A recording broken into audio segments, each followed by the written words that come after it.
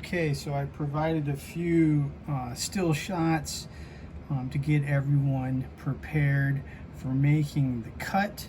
I have a fresh blade, I have my line drawn, I am cutting away from my project piece, which is the larger piece, right? So my blade's on this side of it. In case my blade goes astray, I'll hit the piece I do not need to use for my project work.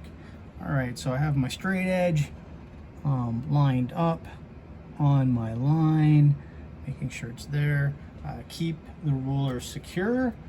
Put the blade next to the edge. You don't have to drive it too hard in the edge, and then gently pull across the edge of the ruler in nice, even strokes. You don't need to overpower it. Like I said, if you have a new blade, it should just cut right away. There's the piece you don't want. Here's our project piece. It's a fairly good line. It's clean.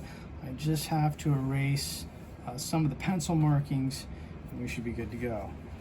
And that is basically how you cut a piece of illustration board for your project. All right, I hope this helps. See ya.